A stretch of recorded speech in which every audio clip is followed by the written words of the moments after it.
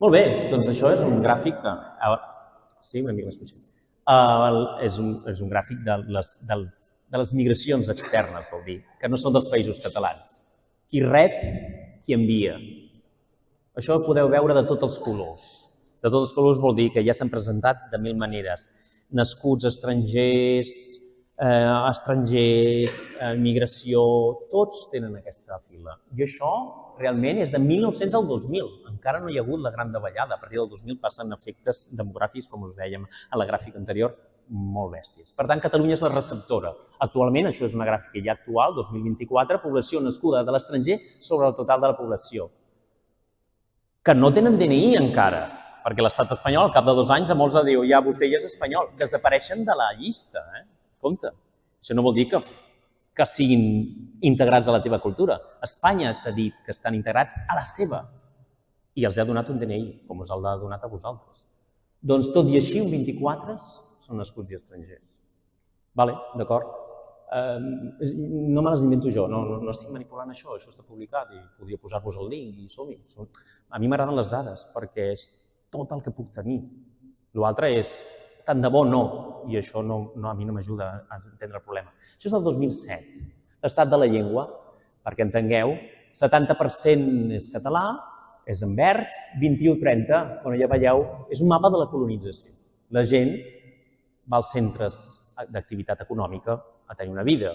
Per tant, és més fàcil trobar gent estrangera a Barcelona que a la Seu d'Urgell, perquè la Seu d'Urgell no pot absorbir economia i les capitals sí, i això passa a totes les capitals d'Europa. També hi ha un mapa corresponent que no el posarem perquè us avorriríem o potser no.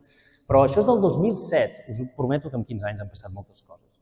Ja veieu què està passant aquí, amb la llengua, que és un tret cultural molt distintiu, però que en són altres. A Barcelona, per exemple, vosaltres, no sé si us passa aquí, un edifici històric, fora. Qui ha decidit que jo no era patrimoni català? No, va. Ara parlàvem molt divertit perquè el cartell de Sant Jordi ja no té ni la senyera a Barcelona. I algú deia, jo penso que amb ironia, però que anem cap aquí, diu no s'estranyi que d'aquí uns anys serà l'Espanyol. Com es venen figures de sevillanes a les Rambles de Barcelona, diguem-ne, no? O al davant de la Sagrada Família. O que surten fotos, diu això és Espanya. Aquesta idea d'això és Espanya. Al final, la festa de Sant Jordi serà una festa del llibre i la rosa espanyola. I això què és? Sembla un mapa de temperatura, oi?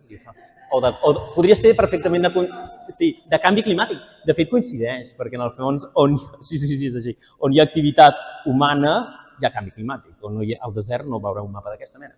Doncs no, això, dit així, és el mapa de colonització a Catalunya. És a dir, el de l'esquerra són els votants de Ciudadanos el 2017. I el de la dreta espanta una mica més. Són el partit guanyador a les eleccions municipals. No, perdó, a les eleccions de l'Illa, aquestes del 2021. Vermells PSC.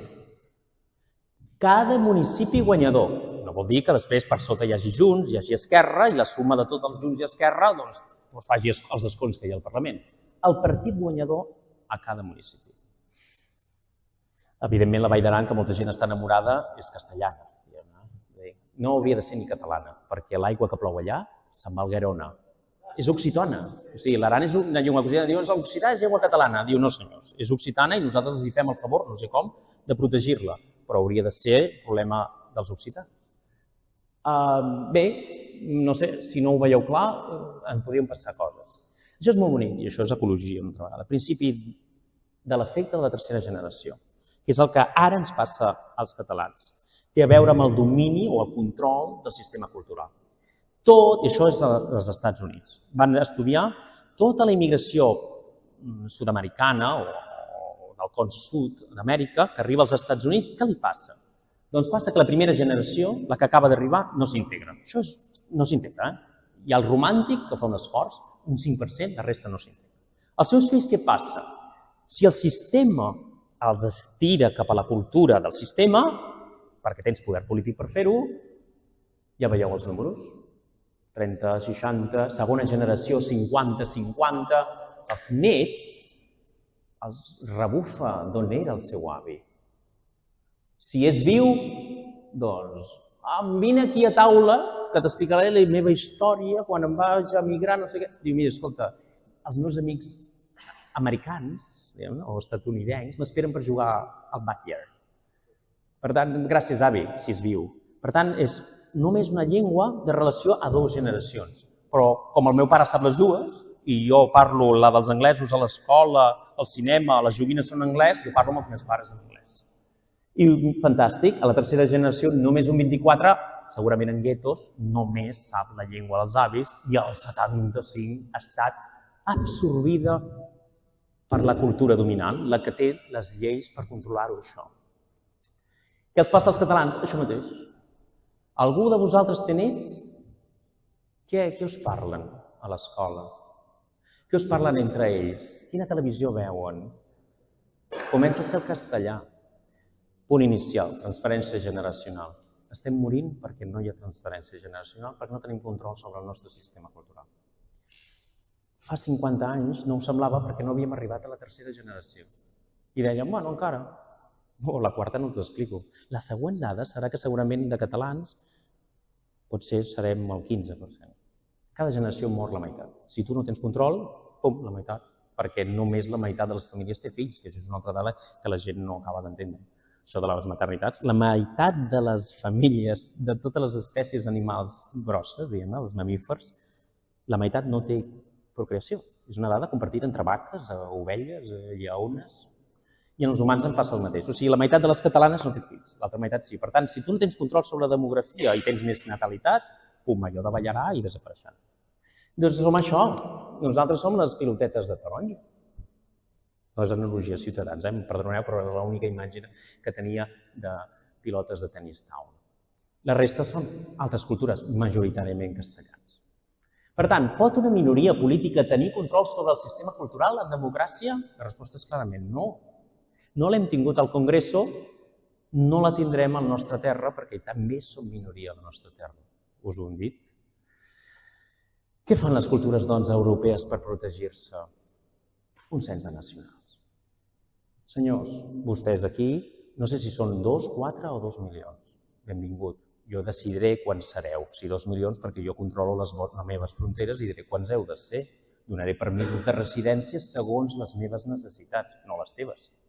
Però sobretot no votaràs si l'escola és catalana o castellana. O sigui, això que ens sembla ara, que els jutges ens estan fent el 25% a l'escola, que tampoc els cal perquè el meu fill va a una escola concertada.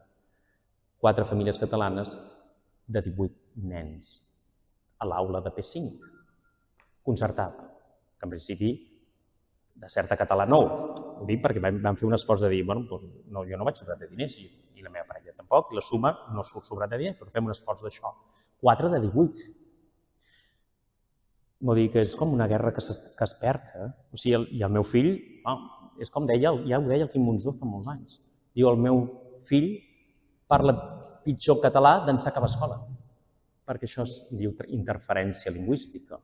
I això passa, i passa dins l'escola i fora d'escola. Per tant, què fan els pobles, els estats moderns? Protegir la seva cultura a partir del seu demos decisori. Qui decideix per l'escola? Jo? Perquè si et deixo decidir a tu, decidiràs una cosa que a mi no m'agradarà. I ara pensem, qui és la cultura autòctona aquí? Tu o jo? Perquè si és jo, no sé quin dret tens tu de dir quina hauria de ser la llengua a la meva terra. Si els poseu al mateix demos i guanyen demogràficament, perdreu aquesta batalla. Per tant, democràcia, demos, la primera cosa que heu d'establir és de quin poble parleu. Democràcia, torno, a l'assemblea us vota la gent d'Òmnium? No. A l'escala de veïns us voten la comunitat de veïns del número del costat? No. Pels socis del Barça o del Girona o del club del Guíxols, si en teniu, que ara no sóc el cas, ni sóc un futbolero. Poden votar per al president del futbol club del Guíxols els del Girona? La resposta és no. Això que ho veiem tan clar a l'àmbit més petit, perquè no entenem que el món funciona de la mateixa manera, o no ho entenem, que segur que ho enteneu, ho acceptem.